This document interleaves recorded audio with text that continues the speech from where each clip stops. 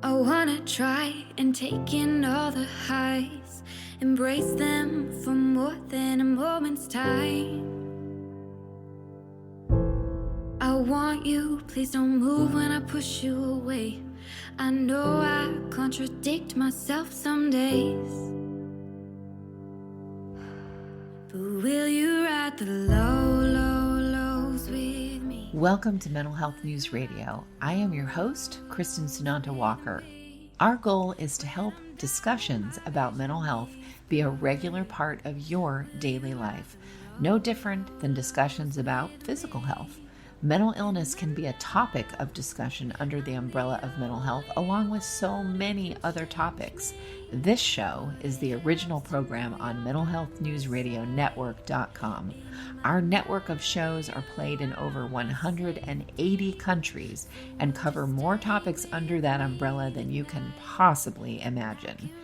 We were talking about mental health long before it became cool and popular to talk about, and thank goodness it has become so popular.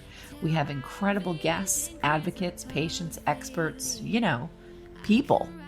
Thank you for tuning in and enjoy our intro music, a song named Lows, written by Aubrey Toon. You can find her music at www.aubreytoone.com. That night when I started praying, I cried, will you ride the lows with me? Will you ride the lows with me?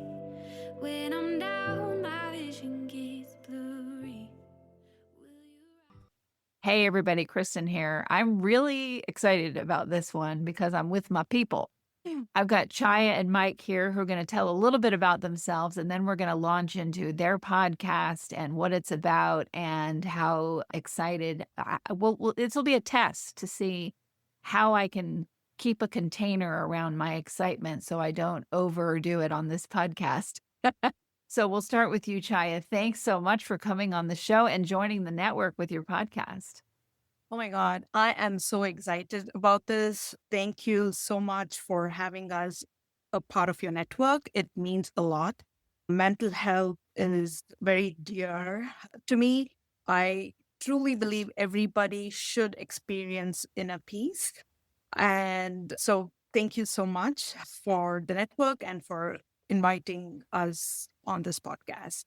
So, yeah, my name is Chaya Malavaram, and I am the founder and CEO of Spark Launch. Spark Launch is creating a learning platform for ADHD learners, K to 12.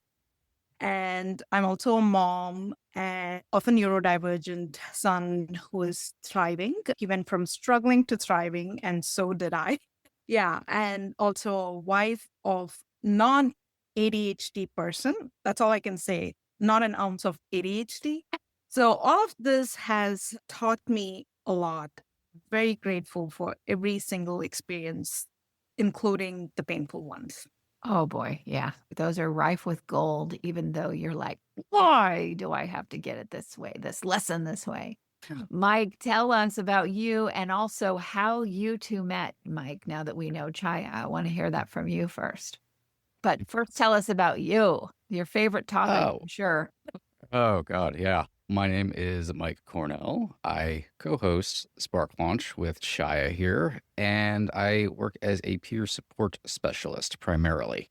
Fell into that a little bit later on in life after I was late diagnosed autistic and recently more properly diagnosed ADHD as well, though that is something that I'd forgotten that I had explored that possibility when I was in my early teens and then floated away from it. So it was nice to go back there. But yeah, I was originally more of a creative, a writer, did that work. And what I primarily wanted to do, still enjoy it, but found my purpose being side by side with people going through various mental health issues that I went through as well. And opening myself up also to the neurodivergent community, because there's many of us who don't have a proper voice, and I think it's important to be given that voice. So thankfully, Chaya, I was able to meet and we related a lot to wanting to create that sort of environment for people, and both wanting to do a podcast in the mental health neurodivergent sphere. And so Spark Launch was born from that. I love that. I love that. And I love how when I look at the two of you, I want to just sit down with each of you separately and treat you like you're a bug under glass and I am studying you. And not because I'm a psychopath that wants to study. It's more, oh, how does this affect them? And how do I relate to that? And what does that say? And then how do they do this? So is that kind of how you looked at your podcast, like bringing that together so that you could all go, what is it like for you and you? Not really, actually, at least for me. I can speak for myself, my life journey. I've learned the art of going with the flow, and just going with my intuition and my gut. My gut is always right. It's taken me this long in my early 50s to realize that, yeah, my intuition has always been right.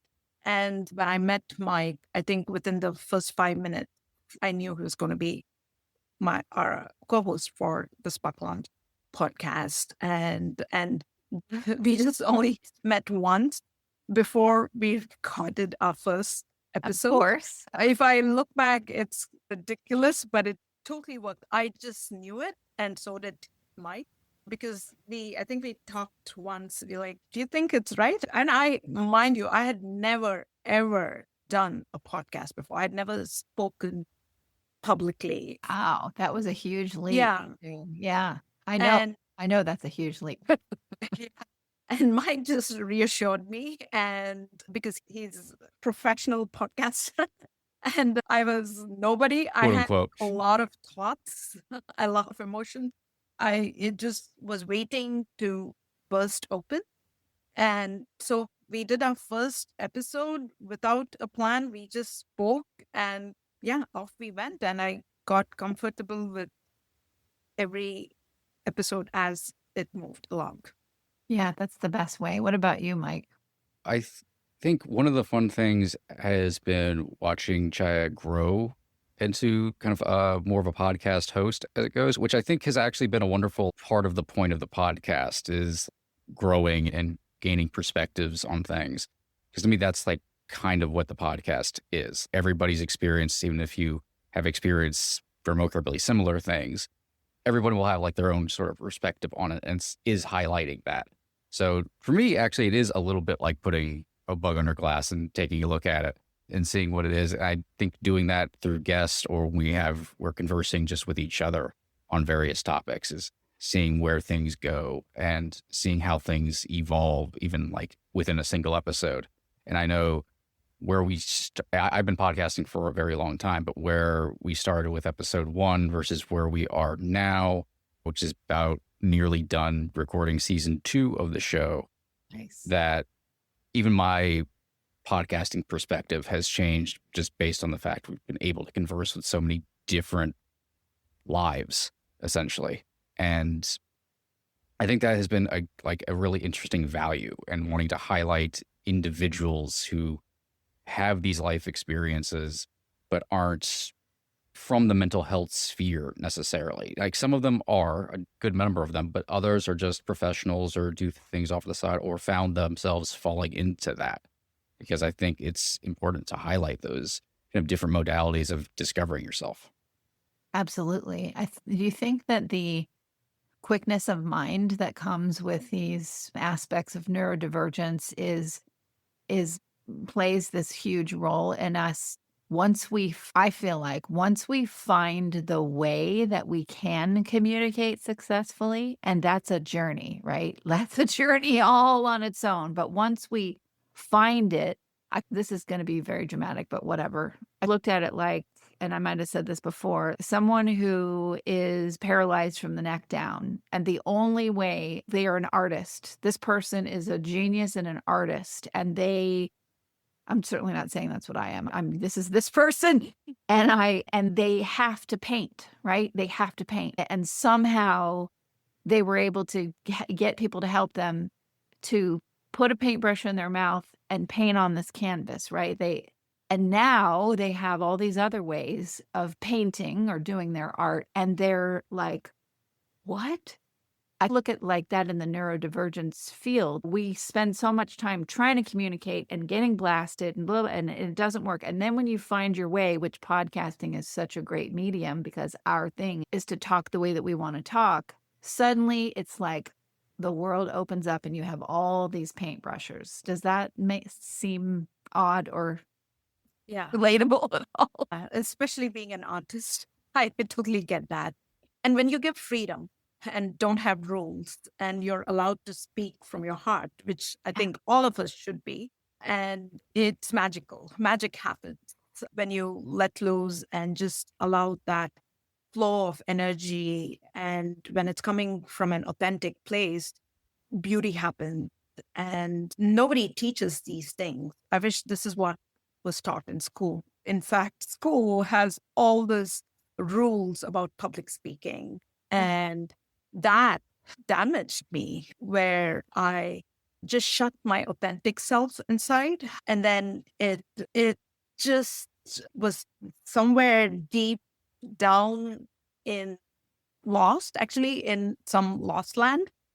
And I had to do work to get to that authentic self. And so when you find your authentic self, you can speak whatever you want, right? And you should be fearless. And so that's what happened. And I think that's what podcast does, because you can't really over prepare for a podcast. And if you're true to yourself, you should be fearless about what comes out of your mouth.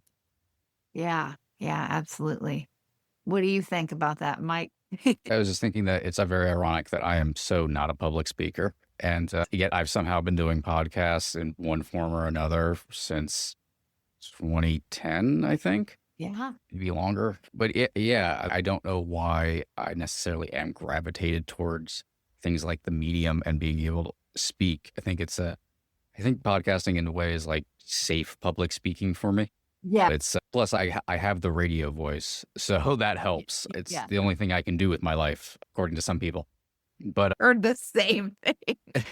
But put me on a stage or anything, and I would not do as well or be as necessarily confident. Not to even say that I'm brimming with confidence whenever I'm podcasting, but it allows me to be creative in a way where I can actually speak authentically, because there's actually a lot of self-consciousness I hold in how I speak that I've gotten better at post-diagnosis, post-finding out I'm autistic, and actually listening to a lot of other people. I remember I was once nearly cried because I was listening to a podcast, and there was a autistic, I think she was a professor, and it had been the first time I had heard someone speak in my exact speech patterns before, have the same amount of filler words and have the same circling back. And I always say that I talk in parentheses, where I'll start a sentence and then I'll stop and then do a in parentheses sentence, then get back to the original sentence. And it's also how I used to I write blogs and stuff too. Whenever I would do that, like the film journalism thing I did for a little while, I've had a weird series of careers. But see, that was a big parentheses sentence that happened right there. And I remember just like hearing her talk like that and say the same filler words, because that was always something that stuck with me. It's like I would do filler words because my brain has to catch up a little bit. Yes. Because it's just I delay process, and I have a delay from where my words are forming in my brain to my mouth. If I'm typing and I'm writing, it's completely different, which throws people off. But hearing that, that's me. Like that, I'm not like a freak Normal. because this yeah, is exactly. Other people do this too. Yeah, it's not just me. Yeah. And gaining like the confidence to speak podcasting has helped massively with that, especially since starting Spark Launch, because since doing that, I laid off editing myself a lot. Good. And just let myself be, because it's felt wrong, like just morally wrong to do that with Spark Launch. Like, no, because that I speak because of this. So that it would be incorrect for me to edit myself in that regard. And also leaves a lot less work for me in that instance. So that's good. Isn't it amazing how when you want, you get old enough to look back at your life and see the journey and the roads that you've taken, and you go, wow, I actually instinctively knew that I needed to do this and why I did this podcasting and why I did this over here. And I was really just trying to figure out what to do with myself. Like, I exist, I breathe, I need to do something. I don't want to do what they're telling me to do because don't tell me what to do. I'm going to do what I'm going to do, but I'm going to go here and there. And I know everybody does that, but for that neurodivergent brain, that takes on a whole.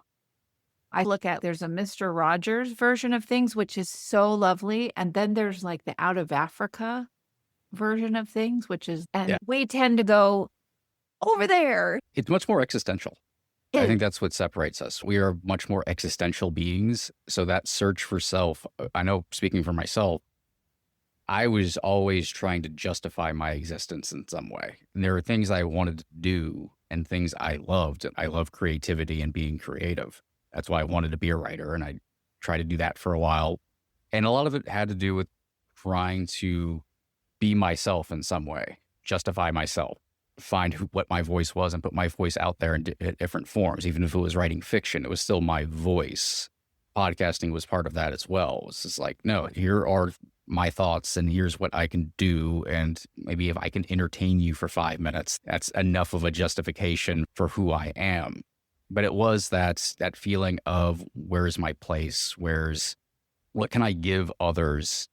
So there is a point to me being, and I've let go of there needing to be a point.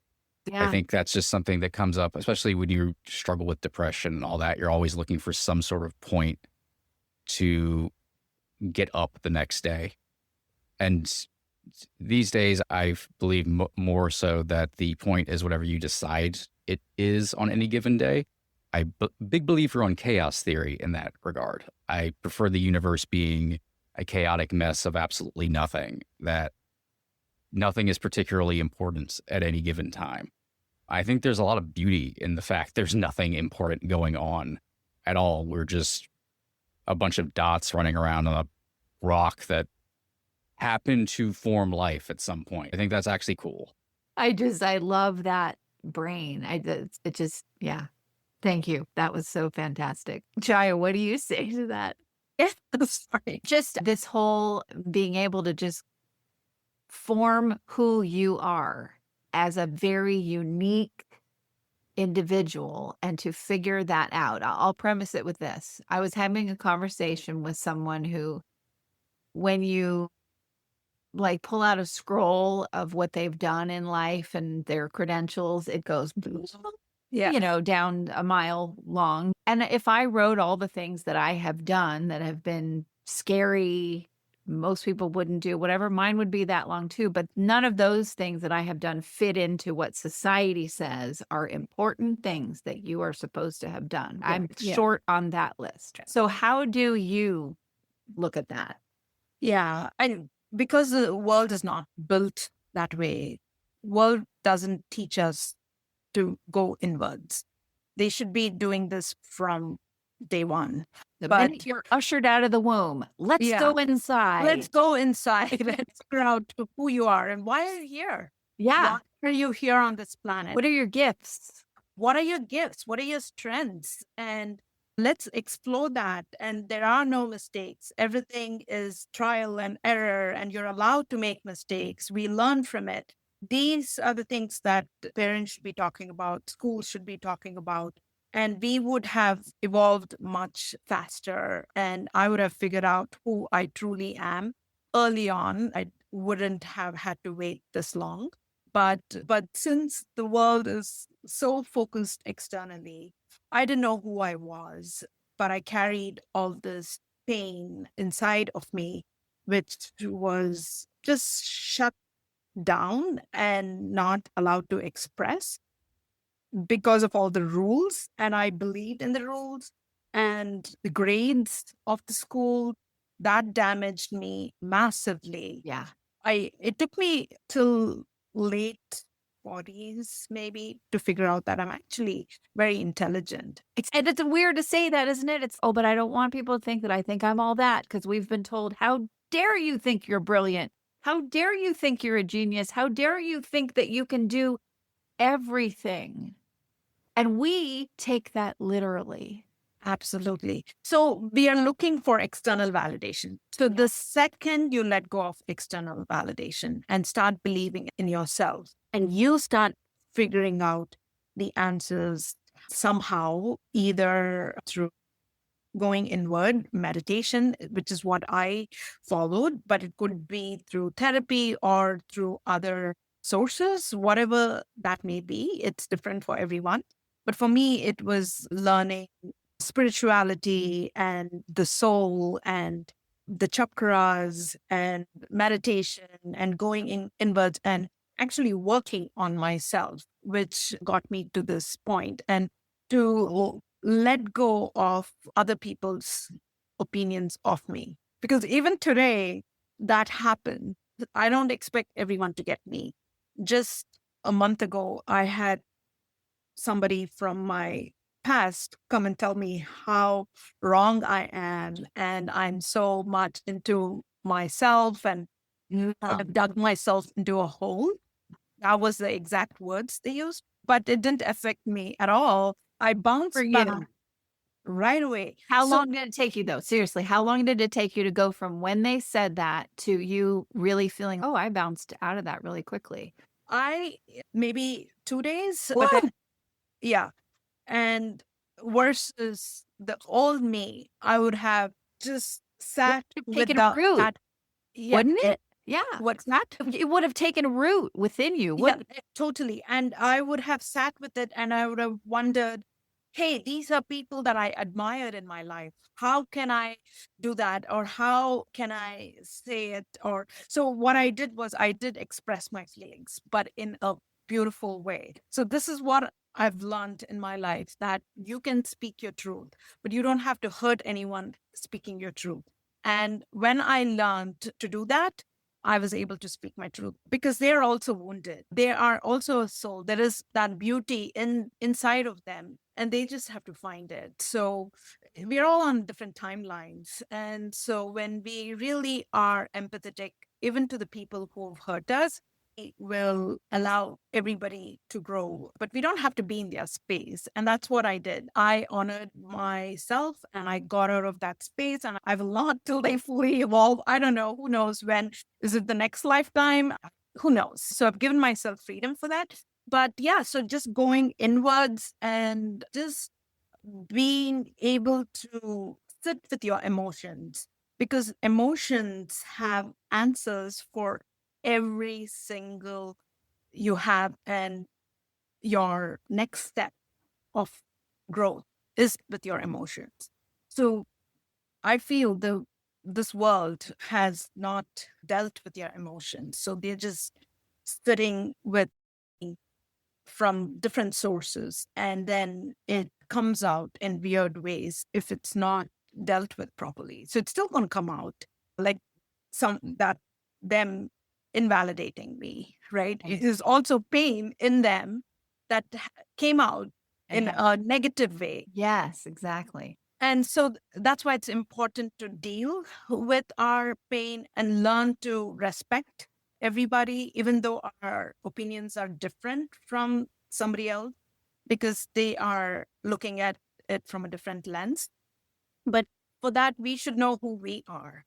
And that's why that internal journey is so critical, because there is peace in being authentic, and because nobody's perfect, and we should be in our own at our own pace of growth from that authentic place. Yeah, it's very important to know who you are and go inwards. There's no more important journey because 100%.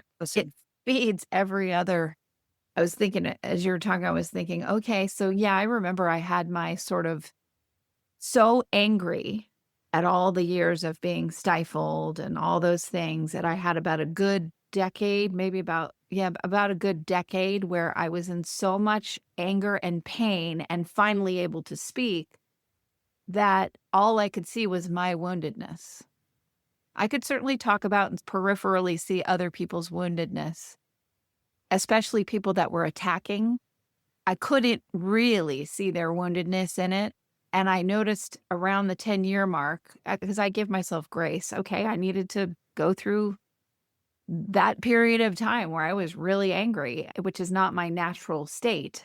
I certainly grew up around a lot of it. But anyway, it helped me then to move out of that space. And instead of saying that person's a this, it became that person behaves in this certain way. And I can look at it and go, that's when I was starting to understand that there are things beyond my cavalcade of emotions that finally were able to come out and took over everything for a short period. And now I can look at it and go, I don't even invite it in. I'm able to stop it right away before it gets to that level where it might pick up some old behaviors that I don't want to do anymore. So it's just interesting to watch how you rise. And it's why it's so dangerous to take someone at a moment in time and then just say, they're that and they're awful for the rest of their lives. Yeah. And the reason why it's important to speak it out is there has to be a form of release. And not just speaking, it can come out In art, different ways. Art, exactly. Yeah. I process so much of my emotions through painting, allowing it to just release. So we all should have some form of release, and art especially should not be judged. And I realized that very early on when I wanted to take my art to shows, and it was a competition. They made it a competition. Somebody who's going to judge it. Horrifying. Yeah. And then I realized you actually have to get to know the judge to win a prize. Oh, I think I participated in one and I learned all my lessons in that. And then I realized that person is also human. And how will they know what my emotions are? And they're not some higher being. And yeah, so we should be allowed to create art and give ourselves freedom to make a lot of mistakes and just process it and be a writer, be whoever you want to be, a musician, make bad music. It's totally fine. When you want to become famous, that's a whole different thing. Right. That's the art of learning how to charge a paying customer. That's a different ballgame. But yeah, we should all be able to create and release our emotions and convert them into love. So I see this mechanism as this thing where all the emotions come in and it gets converted into love. And then you release it into the world. Yeah. Mike, how do you feel about, I'm sure you've had 10,000 bazillion thoughts while we've been talking and you're sitting there. So give us a few that you feel comfortable sharing. You can never be responsible for other people's behaviors and feelings and thoughts. And I think it takes a lot to let go of that. I definitely am very self-aware that I am not everybody's cup of tea for various different reasons. I'm a weird duck. And for a long time, I looked for like that acceptance, especially when I was very rejected by my extended family for my entire life. That I internalized that. And now I'm able to look at that. If a person has a negative reaction to you, if a person has a positive reaction to you, you're not actually responsible for their personal reaction. It can be disappointing, but you are not necessarily responsible. Everything you do is like uniquely you.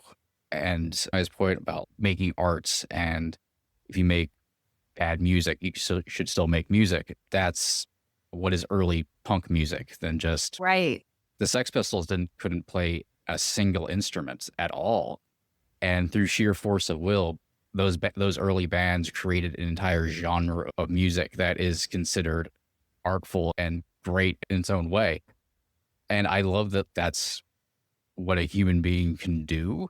I always say that the only thing that separates humans from any other living creature. It's not necessarily rational thought or certain level of consciousness or anything like that. It's just the ability to make art. That's what we can do. We can express ourselves through different mediums and in really opaque ways that speak to us. Somebody can paint a painting that to other people can look at it and it's just a collection of colors, but to them, it's everything that makes up what they're feeling in that particular moment, even if you don't quite get it. Same thing with someone writes a sonnet or anything like that.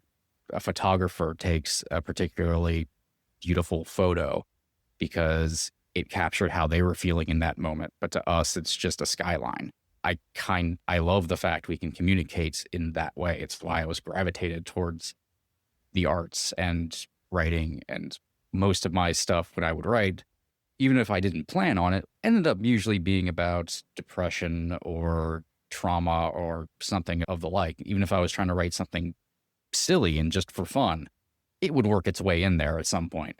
I think Stephen King had a quote that you can try to put subtext into a story you're writing, but the subtext that ends up in the story will not be what you intended, because something else will always come out of the pen whenever you actually start. And I think that's true of pretty much anything when you're trying to interact and interface with the world that maybe doesn't quite get you.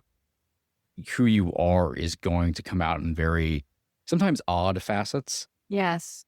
And we can hide those facets sometimes. Hell, I used to hide kinds of music I like and the fact that I like a lot of weird, dark stuff. And because I was afraid people would judge me for that, mainly because people did judge me for that. Right. And now I have a framed photo of Frankenstein behind me. Technically, this is a professional area that I have here behind my webcam, and I still have a picture of Frankenstein and also Daffy Duck. But speaking of art, there's a Japanese franchise I like a lot, Ghost in the Shell. And I love the way it speaks philosophically. That's why I've always been very drawn to it. And there's a lot to take away, especially from the first movie in the 90s and stuff, or the manga and whatnot. The whole idea of us memories being essentially collected data that we have, and where's the self begin and data end? Right. Are we the data we collect, or are we more than that? How can our personalities be molded by it? And there's always one part that always spoke to me whenever I was like really deep in depression. And it's just a scene on a boat. The main character, who has a cyborg body, keeps diving into the bay, and without any kind of safety apparatus, really, weighs hundreds of pounds, so can sink like a stone and just die down there. But she does these dives where she just sits in the bottom and is asked like what you get down there. She doesn't really have a specific answer. She just said she kind of said she just experiences darkness and fear and anxiety, but at the same time also sometimes she experiences hope.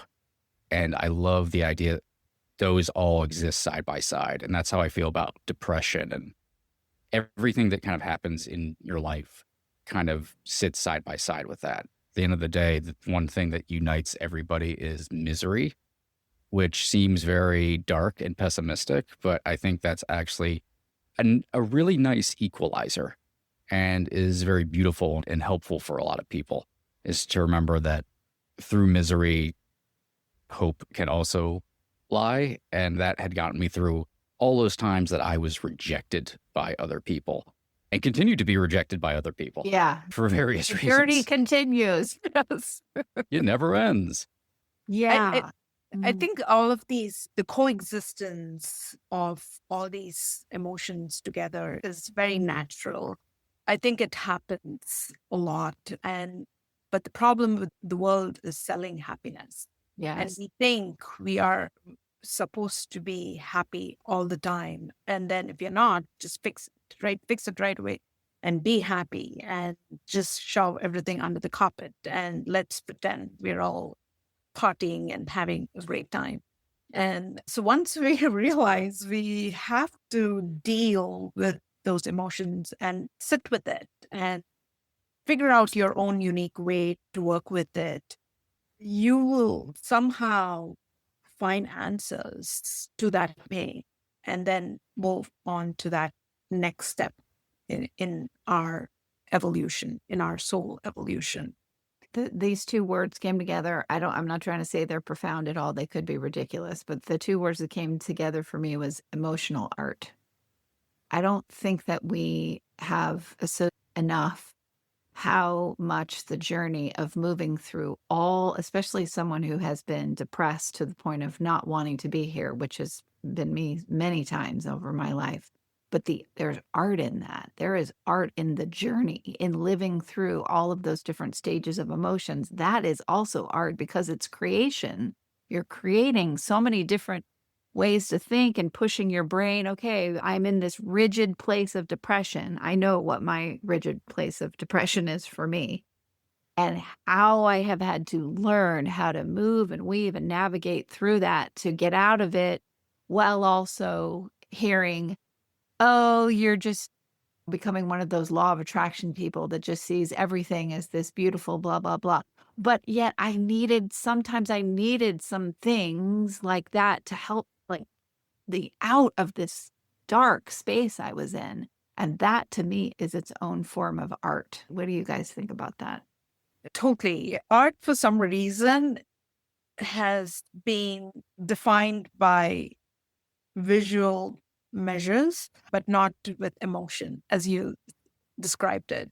So somebody looks at a painting, they only look at the end result, and that's it. But nobody's looking at the layers.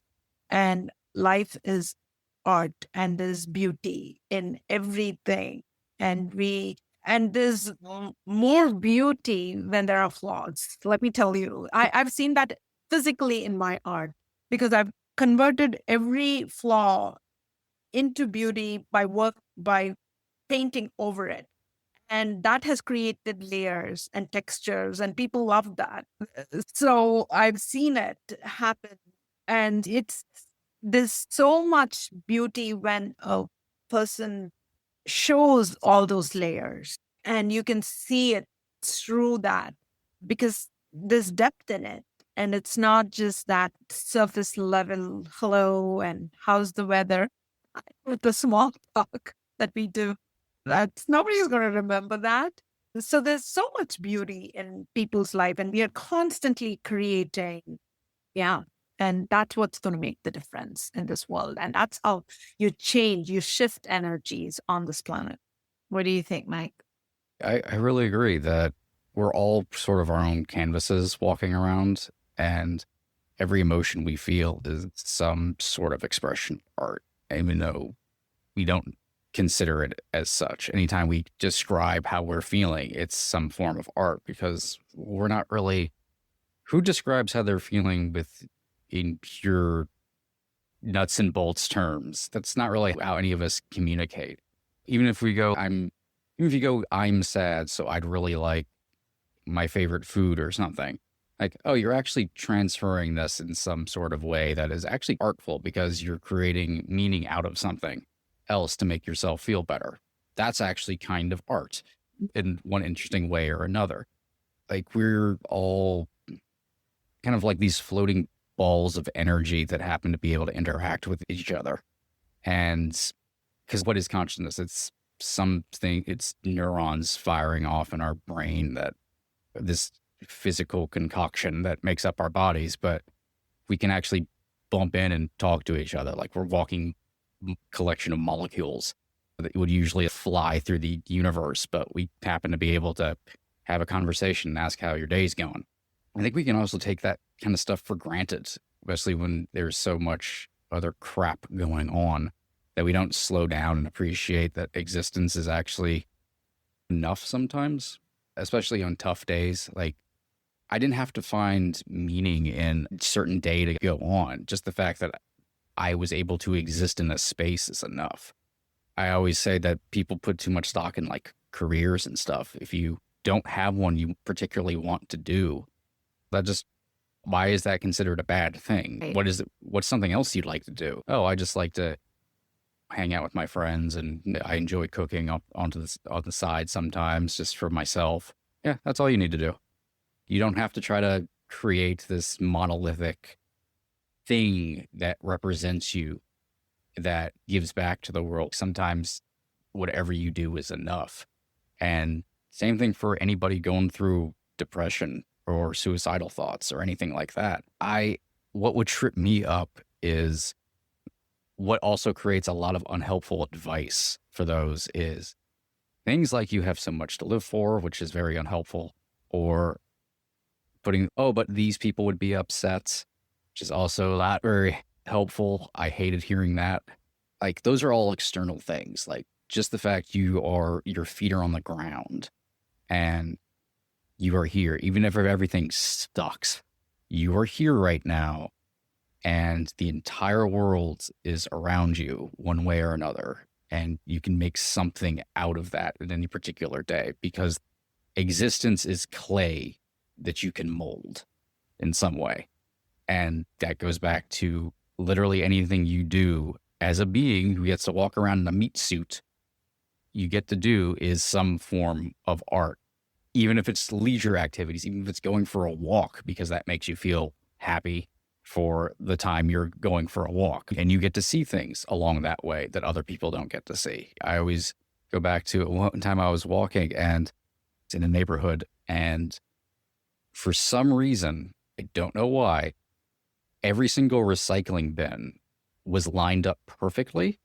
So if you stood, it looked like there was only one until you leaned, and then you saw that, like, pure happenstance, they happened to all be aligned down the street perfectly. And I took a picture of it and I just marveled at, no one noticed this today. And then the recycling is going to be here soon and they'll all get moved around and stuff. And no one will notice that this weird thing happened today.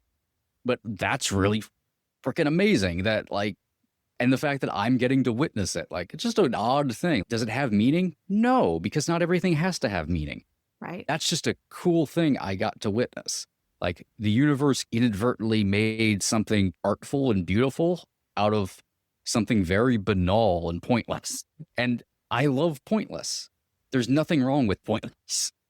I totally agree. I love, it's interesting. Right now, I'm in a stage where I do a lot of intention stuff because I don't pay attention to, I'm working this out with therapy of where I just live in the most monastic, Spartan way. Even when I was flush with cash or completely broke, I always live in this Spartan experience, which I don't think is a bad thing, but it's also, I can put art on the wall. I can make my bed. I could make things nice. I could take a bath and use some oil. Like, those things don't occur to me. So I've been doing this lately, setting intentions for everything. And it's so exhausting. I'm like, I just want to take a bath. I don't want to do a freaking mantra about it, but I'm making myself do it because I'm noticing what it opens up inside of me who lives this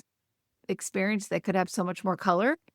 It's making me and enjoy those things, Mike. Like, I now could go out and see all those recycle bins in a row because, and I'm not saying my process would work for anyone else, but what you're saying that you noticed, I'm noticing that when I do these intentional acts, which are, but I do them, then I go out and take a walk with my dog and I notice the trash cans lined up in a row and go, wow, look at that art. So it's interesting how we figure out what is going to move us and what is important for you at that time. I feel like I'm lacking in this. Okay, so I'm going to try this experiment.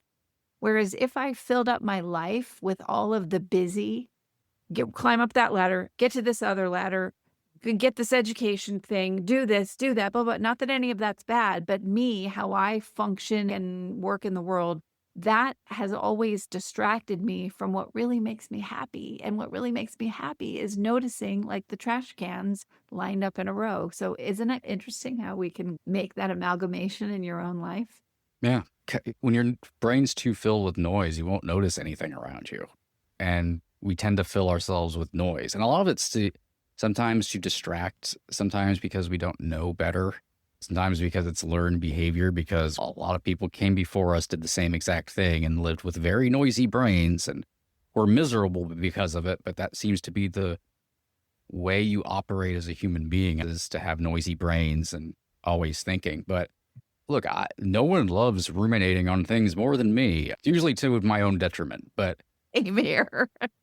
it's just like empty yourself out and just sit in quiet and notice things that are happening around you. Like the world's kind of on fire right now. And one of the things that comforts me is watching my cat because she doesn't know what's going on anywhere. She's just doing her own weird thing. And so her chasing bumblebees outside the window or something is like really amazing to me. So yeah, I'm not thinking about anything else when I'm watching her do that. I'm just watching her chirp and jump up over and over again, thinking she's going to get bumblebees that are outside the window, which is an impossibility for her, but she'll figure out how glass works eventually.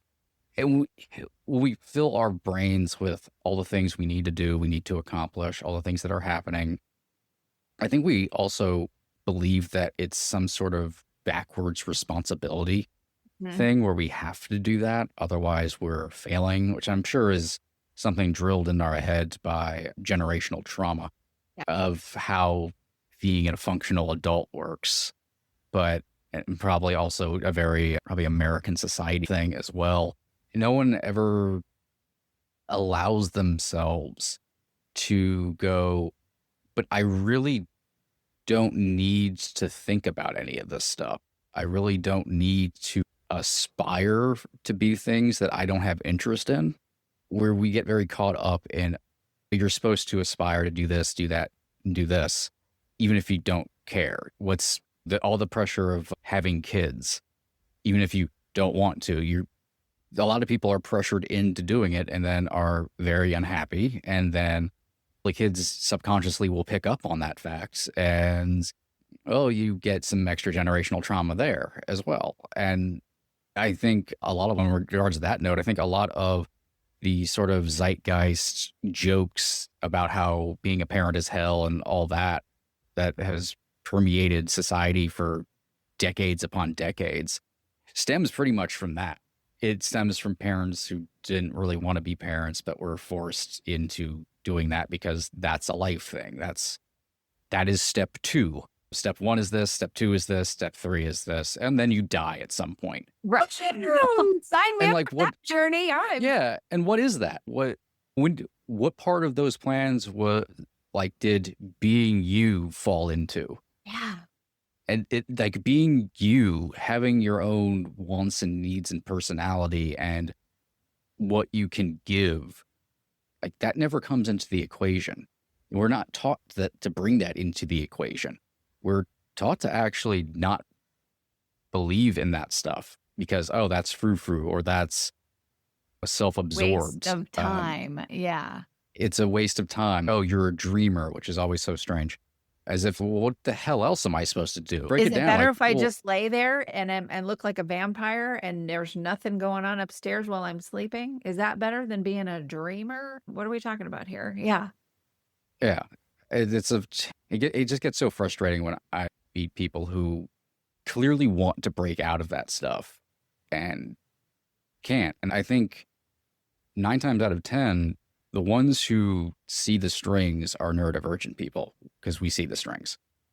And it doesn't mean that we break out of that cycle. We break out of that bubble everybody has been stuffed into, but it causes damage to us because we can see that there's outside the bubble and we don't know if we're supposed to break out and go over there, but we feel like we want to. And that creates, I think, a lot of extra masking, a lot of dumbing down of ourselves, and a lot of stomping out. It's like a fire that keeps almost getting going, but you just keep throwing dirt on it. And as soon as it starts to smolder again, you throw some more dirt on it. I think a lot of neurodivergent people operate in that realm of they're so close to getting going because they have an easier time going from this is all wrong. I want to do things this way. But at the same time, society is telling me what I'm doing is wrong if I do that. While holistics, not to say they're more dumbed down or anything, I don't mean it that way, but that they don't really notice until you really tap them on the shoulder and go, hey, this is all weird and crazy. Would you like to do something else? And they're like, no one's ever asked me that before. Whereas we are always thinking in that way. But what we get stuck on is, oh no, I'm supposed to say that out loud though. And then we hide. And I hope that more and more people like us are able to go, no, I'm just going to sidestep and push my way out of this bubble. I'm tired of doing things this way. And look at artists throughout history. Most of them are probably neurodivergent. Yeah. And they got that because they pushed themselves outside that bubble and were able to think inward. And if it's not neurodivergent, probably dealt with mental health issues to a large degree, Of because some kind or another. Yeah. who thinks more deeply about the world around them than someone with depression? Who honestly thinks in any of these terms more than someone with depression? They are the deepest, most empathetic people for a reason. And a lot of it has to do with the fact they don't really have empathy for themselves. So I know I just externalize that with literally everybody around me. Absolutely. Then I say this is the perfect segue, because I don't want there to be a segue. I want us to continue talking for 8 hours, and I could do that. And I know that you two could do that too, but we will do more shows. So I want to close with this, with your podcast, and we're going to figure out what we're all doing together, which is amazing. And we'll talk about that after. But what obviously part of the main reason, or one of the main reasons you would do this and choose to do all the work that involved in editing and getting this out there and everything, it's its own form of art. This is the place, I feel like, where you guys lay breadcrumbs and also huge dynamic information that's not a breadcrumb. Words are escaping me right now, but that's what you do with your podcast, is to say, hey, putting out like a signal. Look, right here, this is the place that you can come. And if you're stuck in your own bubble, we just listening to us and what we say and our guest says might help you pop out of your own bubble. And guess what? You're safe to do that here. We've created it. I feel like you guys created this container that is not like a container with a lid on it. It's just a safe space where people can come in and go, oh, the bubbles that I'm in. Okay, I'm going to look at those, and I'm safe here to do. So tell me what you guys see as, I don't want like a 5-year plan, because people ask me that and I'm like, are you joking? I don't know what I'm going to eat later. I can't, a 5-year plan. But what do you see as like right now in this moment where you want to go with this and do with this podcast? First of all, I have to say you said it so beautifully, because that's exactly what we did. And kudos to you to have actually recognized that. You've created this space where people can come and be themselves 100%, talk about their pain, their journeys, their things that they're not proud of, or something in the past, whatever it is, right? And I truly believe that when we do it with that purest intention, it will heal the planet. It will, even if it makes a difference to one person, and that one person can make a difference to another one person, or 100 people, or thousands of people. You don't know, but our job is to just create that space and allow people to just get that thing out into the public, that whatever they put inside, hid and booked it all in for years. And yeah, so with that, I feel mission definitely is to make this planet a better place. And the more and more able to be authentic, it will happen. And so just spreading the planet is the limit. That, I think that's as long as the mission that we get wider, not just the US, not just specific countries, just the planet, because we're all human beings. We're all souls at the end of the day. And this is what travel made me. When I traveled, I realized, oh my God, they might speak a different language. Their behaviors could be different because their culture is different. But at the end of the day, they're all humans and souls. And yeah, so the planet is the limit. Absolutely. And Couldn't have said it better myself. Mike, for you, Honestly, that would also be Mars, would be another planet that we would would love to. I think I'd do very well on Mars. agree. Me too. I always say that I always aim for, if you help one person, that's enough. And if we can do more than that, cool. But hopefully just one person can be helped. I remember I did 100 years ago, my first podcast, just like a comedy, like talk podcast, nothing like deep or anything, back when that was the majority of podcasts. Right. Not available or anything anymore. But I just remember got one comment from somebody, sent me a message saying, I've always been very self-conscious about and ashamed about like how weird I am.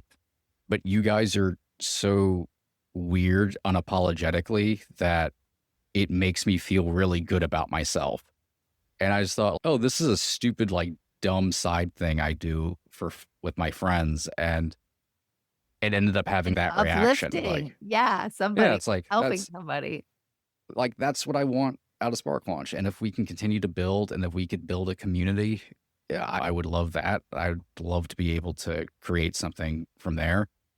But at the same time, if it just makes one person feel less alone, then then all the work that has gone into it so far and all the work that will go into it in the future will be worth it.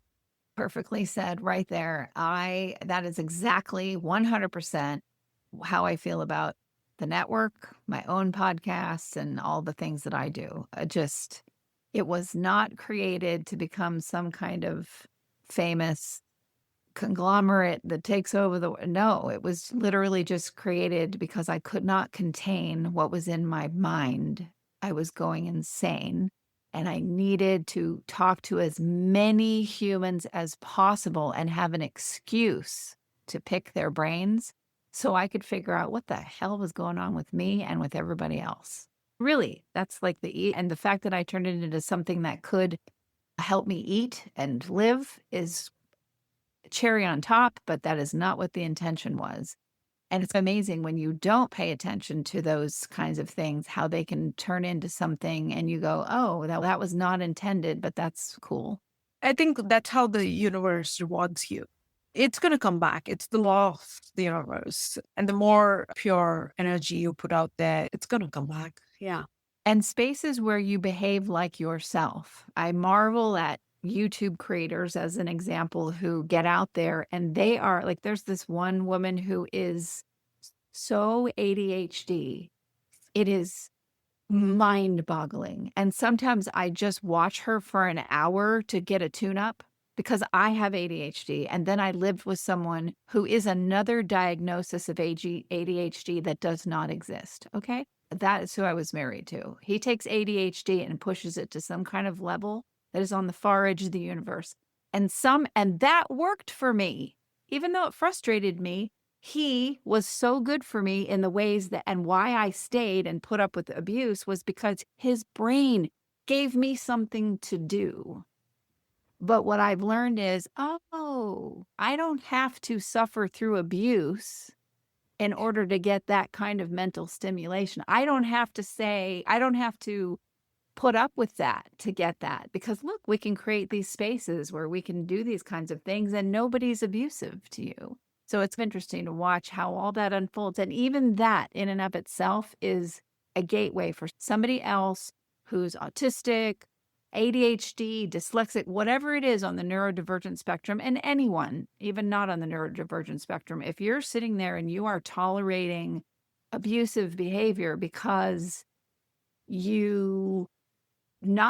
some of it is because you feel bad about yourself and your trauma and whatever, but some of it is because whatever you're getting from that person is so stimulating because your brain is just, and we've all put up with that shite for years, and we don't have to anymore because we can come together and do this together and not be talked down to and told we're stupid and told we're this and that we're weird and that because you have Frankenstein and Daffy Duck, that makes you just, what? Because all of us look at that and go, why does he have that picture? What does that mean? I want to know what that mind, how does his mind make those connections? Because that's what we do. And that I find beautiful. So I'm so grateful that I met the two of you, that you reached out, and then we get to continue to do more great things together. So lastly, Mike, will you tell everybody the name of the podcast, where everybody can find it, all your website, all those good things. Can do. We are at sparklaunchpodcast.com. And of course, we are found on all of your favorite podcast listening methods. Please, if you can, give a listen to the show. We have the entirety of season 1 up now, and season 2 will be premiering very soon. And hopefully you can you get a little bit something out of it, out of every episode. Absolutely. Chaya, thank you so much too for coming on, and we're going to do amazing things together. Listeners, seriously, we're going to talk about all kinds of stuff. The governor, isn't that what they're called? They put a governor on engine to keep it from revving up too high, or put it on a Yes. water heater to keep it. I should not be speaking with these terms, but whatever, as long as you know what I mean. This is governors off, folks. The things that we talk about, that's what that is, in a safe container. So thank you, listeners, for tuning in, and we will catch you on the next episode of Mental Health News Radio. But will you ride the low, low, lows with me?